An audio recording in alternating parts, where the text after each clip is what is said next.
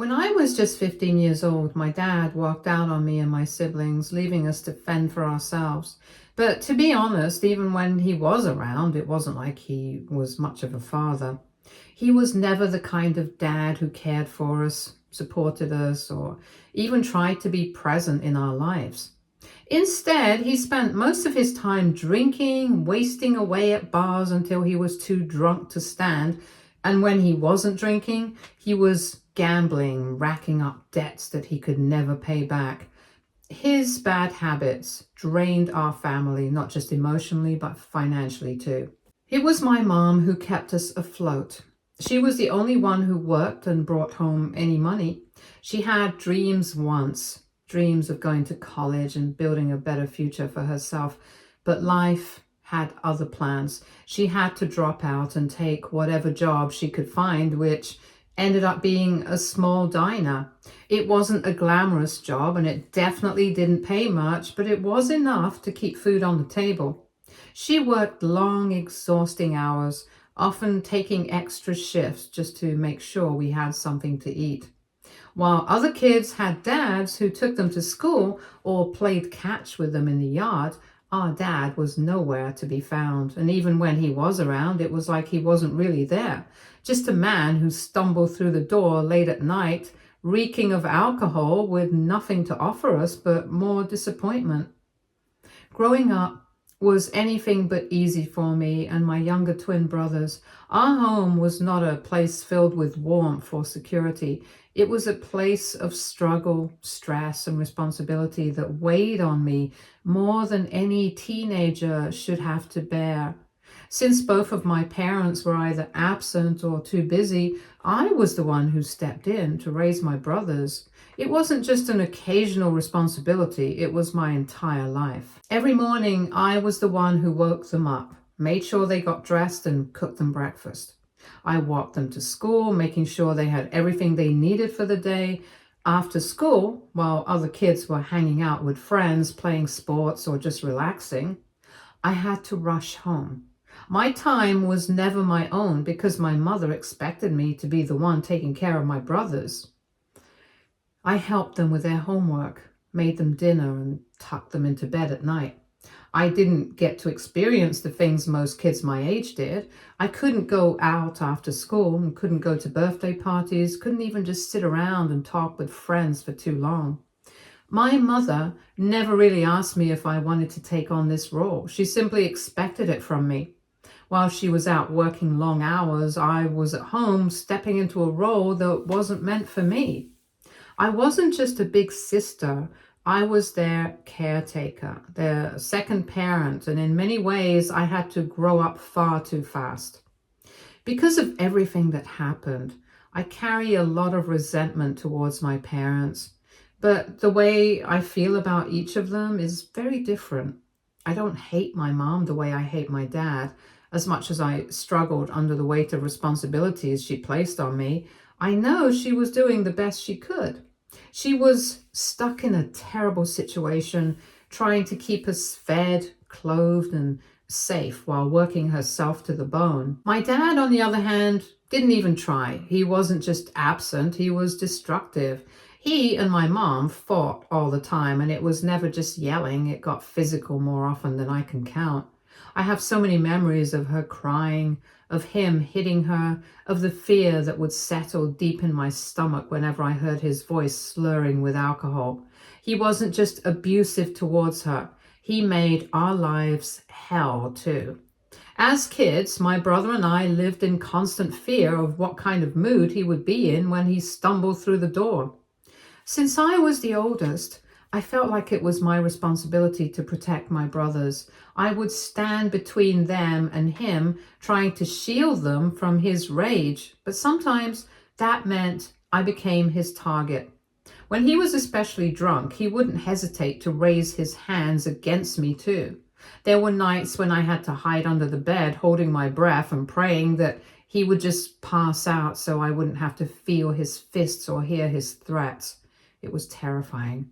No child should ever have to live like that. But for us, it was just another night in our house. Then one night, everything changed forever. My mom never made it home. She was hit by a drunk driver on her way back from work. The impact was so severe that she didn't even make it to the hospital. She was gone before anyone could save her. When I heard the news, it felt like the world around me shattered. She may not have been the perfect mother, but she was the only real parent we had.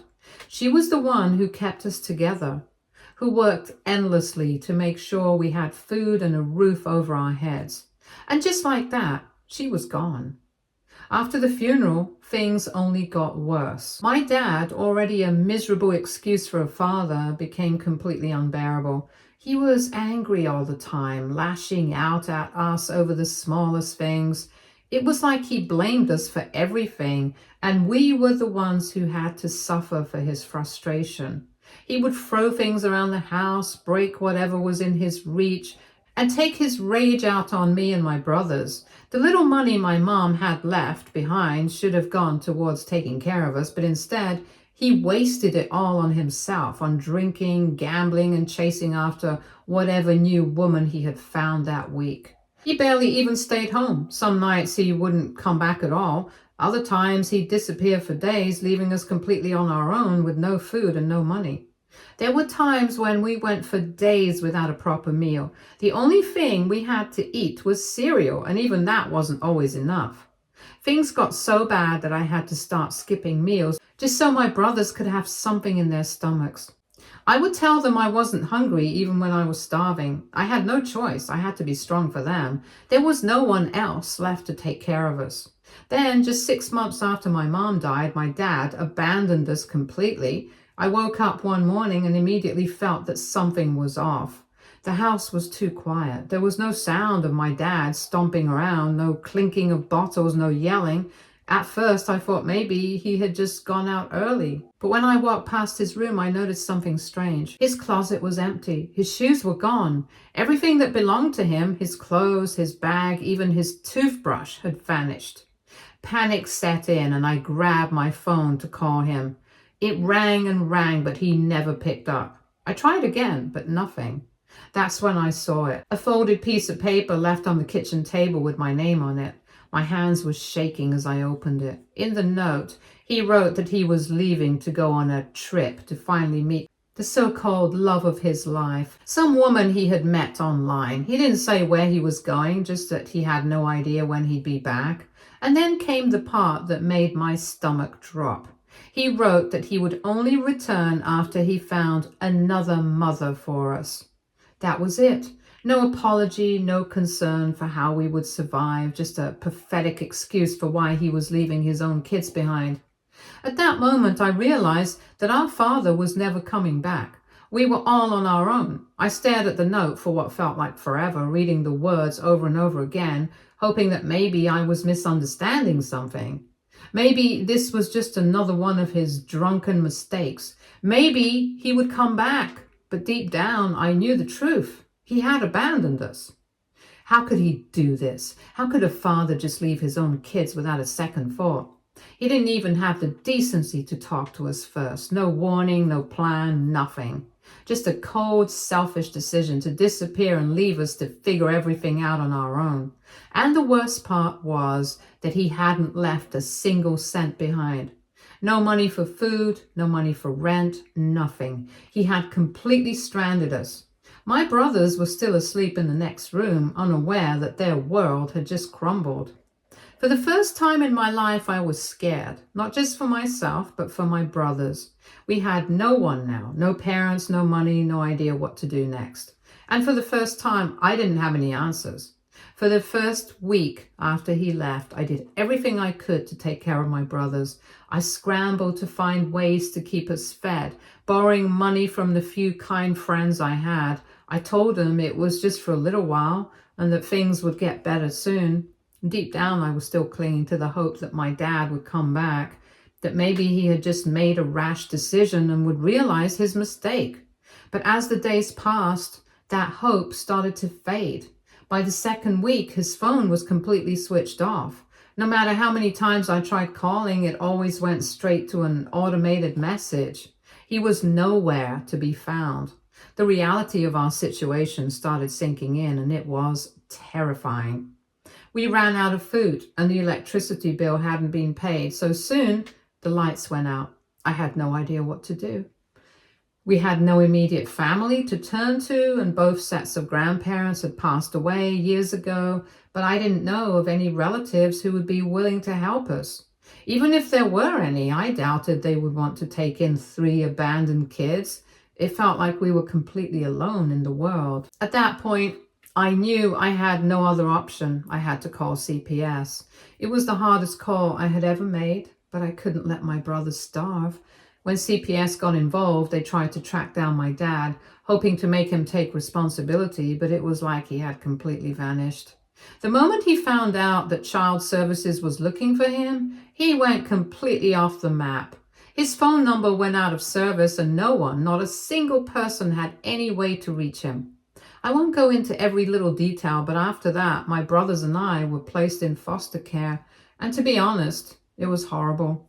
We didn't just lose our home, we lost our sense of security, our peace of mind, and any feeling of stability we had left. I fought as hard as I could to keep us together. I wanted to make sure my brothers and I stayed in the same home, but that wasn't always possible. Sometimes we were split up, and those moments were the hardest. I had spent my whole life looking after them, protecting them, making sure they never felt alone, and now there were times when I couldn't even be there for them. It broke me, but I never stopped trying. The only thing that kept me going was the thought that one day I would be old enough to take back control, and when I finally turned 18, that's exactly what I did. I was officially an adult, which meant I could finally do something real for my brothers. I wasted no time.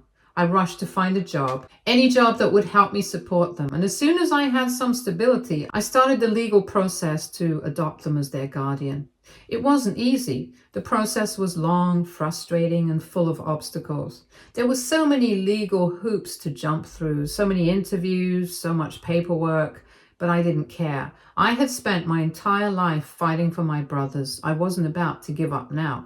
And then, after what felt like an eternity of waiting, I finally got the news. I was finally granted legal guardianship. They were officially my responsibility now. No one could separate us ever again. When I told my brothers about it, they broke down in tears and hugged me tightly, sobbing into my arms.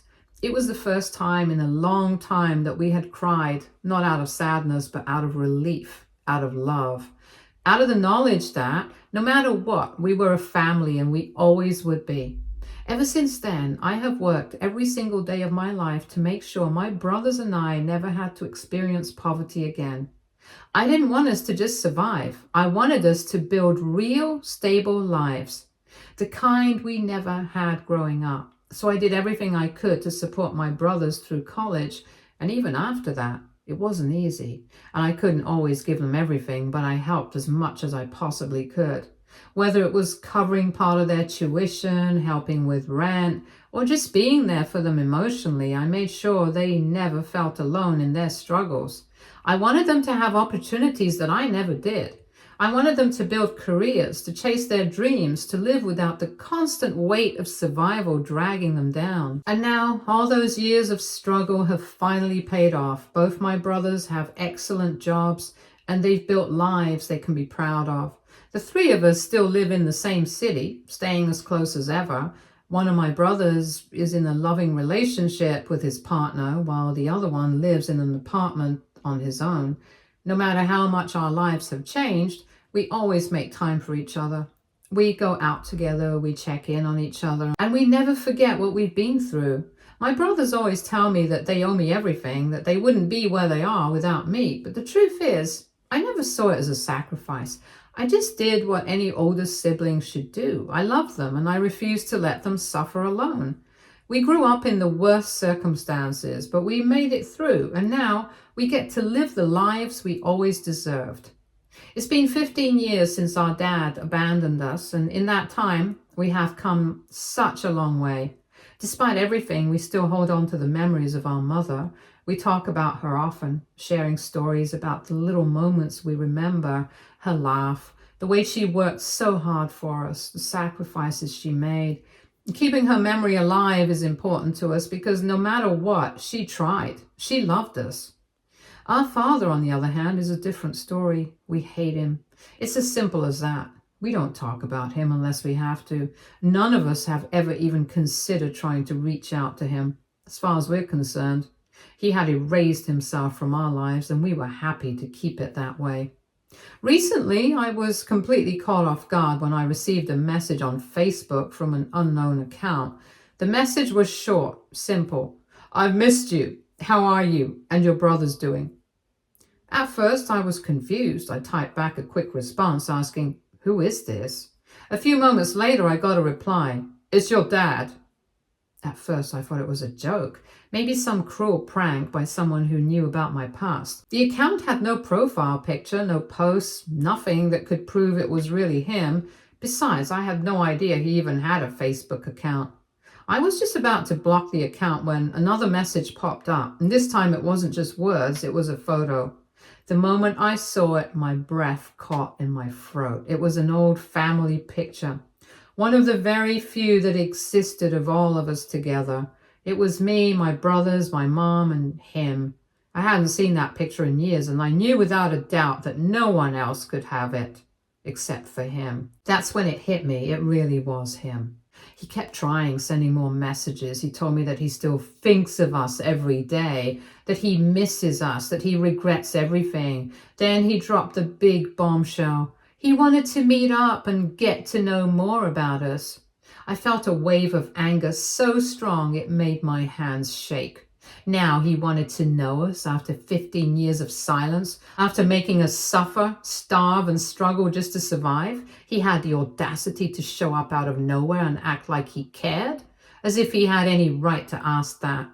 I decided not to reply. I didn't owe him a single word. But that hasn't stopped him. He keeps texting me, message after message, as if he thinks I'll eventually forgive him, but I won't. Not now, not ever. AITA, if I don't let my dad back into our lives ever again. Update 1. A few days have passed and I have kept ignoring Dad's messages. Every time I saw that notification pop up, my blood would boil. I kept telling myself I wasn't going to respond. I wasn't going to give him the satisfaction. But then another message came in today, and this one made me stop dead in my tracks. He admitted to me that he has a whole new family now, and that this is why he had been reaching out to me. I stared at the screen, my grip tightening around my phone. Before I could even process that, another message followed. "I got married a few years ago and I have kids now. I really think it would be good for all of us to meet. My wife would love to get to know you and your brothers. We can start over as a family. I can finally take care of you and your brothers." That was it. That was the moment I snapped. I typed back, rage pouring into every word. "Are you kidding me? You had the balls to disappear from our lives and leave us to starve, never check in on us, and went ahead and started a whole other family. Now, after 15 goddamn years, you want to introduce us to your new perfect little family. Does she know the whole story? Does she and your children know what you did to us?" I was shaking with anger as I typed. My heart was pounding. My father claimed he had been desperate back then and did what he thought was right at the time, insisting that he never truly meant to abandon us. He went on to say how proud he was of me for raising my brothers, making sure we were okay, and how he had always known I was the strongest child, as if I had a choice, as if I hadn't been forced into that role because he failed us. But what angered me the most was what he said next. He urged me to keep the past hidden from his new family. His wife and kids didn't need to know everything, he argued, because some things were better left as secrets. He insisted that we didn't have to drag up old wounds and that he could start over in a positive note without dwelling on the past. That was the moment I realized he wasn't truly sorry. He didn't care about what we had been through. He just didn't want to look bad in front of his new family. He wanted us to pretend none of it had happened, to erase the suffering he had caused so he wouldn't have to feel ashamed. The sheer audacity of his words sent a fresh wave of rage through me. He wanted to rewrite history for his own comfort, but we didn't have the luxury of forgetting. We had lived that nightmare. We had fought through it. And now, after 15 years, he expected us to ignore it so he could play happy family? I refused to let him have that. With my hands shaking, I blocked him, this time for good. Let him enjoy his perfect little life. I wanted no part of it. We don't need to meet your wife. We don't need to meet your kids. We don't need you at all. You weren't a father to us back then when we needed you the most, so don't come crawling back now, acting like you care about us now. You don't get to start over just because it's convenient for you now. He read my message almost instantly, and for a moment I thought maybe, just maybe, he would finally admit he was a selfish person. Maybe he'd own up to the fact that he had failed us. But instead, he responded with the same fake concern. I understand you're upset, but please just think about it. My wife really wants to meet all of you. I just shook my head at his audacity. There was nothing left to say. After that, I blocked him on Facebook. This man wasn't my father. He was just a stranger who happened to share my DNA, and I wasn't about to waste another second of my life on him. Update 2. Even though I had blocked my dad, he wasn't ready to give up so easily. Since he couldn't get through to me anymore, he did the next thing I had feared. He reached out to my brothers. I hadn't told them about the messages he had sent me because I didn't want to burden them with it. They had moved on from that part of our lives, and I saw no reason to drag them back into it. But my dad, being the selfish man he always was, doesn't care about what was best for them. He only cares about what he wants. So, out of nowhere, my brothers received messages from him. Just like me, they were completely caught off guard. Dad sent them the same pitiful apology he had sent me, talking about how much he missed them and how he wanted to make things right. He even told them that he had first reached out to me, but that I had ignored him and blocked him, making it sound like I was purposely keeping him away from them. He painted himself as the poor, regretful father who just wanted to reconnect, while I was the cruel, unforgiving child who was standing in his way. And in a way, I was keeping him away from my brothers. But not because I was being selfish or petty. I was doing it to protect them. My brothers had already suffered so much because of him. The trauma he had left us with didn't just disappear overnight. We had spent years trying to heal, to build our lives, to move on from the pain he caused. And now that they were finally happy, finally stable, he wanted to waltz back in and act like he had the right to be part of their lives again. When my brothers told me about Dad reaching out to them, they admitted they weren't sure how to feel about it. Unlike me, they didn't have many memories of our parents together. They had been so young when everything happened, and most of what they remembered about Dad was the pain he caused us. They didn't have any happy memories of him, no moments of warmth, no fatherly affection, nothing that would make them want to reconnect. All they really knew was that he had abandoned us when we needed him the most. So they made one thing very clear. They didn't see the point in trying to build a relationship with someone who had never been there for them. In their eyes, he wasn't a father, just a man who happened to share our DNA. He had never cared for us, never looked out for us. And now that we had grown up and built our own lives without him, there was no reason to suddenly welcome him in. They weren't interested in his apologies or his excuses, and they definitely weren't interested in meeting his new family. This is why, unlike me, they had no hesitation to block him. They didn't even feel the need to respond. After all, he wasn't worth the energy. He had already proven what kind of person he was, and they had no intention of giving him a second chance. I felt relieved. Not because I had wanted to make the decision for them, but because they had come to the same conclusion I had. He had left us behind a long time ago, and now we were leaving him behind for good. Update 3. A few days after my brothers blocked Dad, I received a new message request on Facebook. When I clicked on their profile, I realized it was from my dad's new wife. Since Dad was blocked, I guess she figured she could reach out to me instead. She introduced herself and said she had heard a lot about me from Dad. She mentioned that she would love to meet me in person and get to know me better.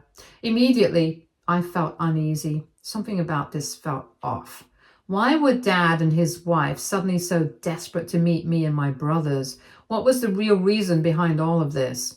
I decided to be direct. I asked her to stop with the small talk and tell me what was really going on.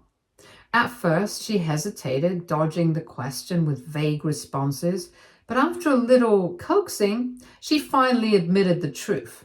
Dad was sick. He had kidney failure and was in desperate need of a new kidney. And just like that, everything clicked into place.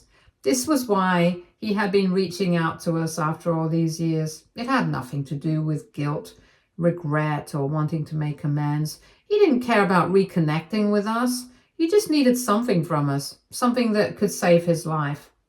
As if that wasn't disgusting enough, his wife then admitted that she didn't want her own kids to have to go through with the transplant since they were still young. Instead, she was hoping that I, as the oldest, would step up and help my father. She even had the nerve to say that she didn't want to lose her husband and that she needed my help.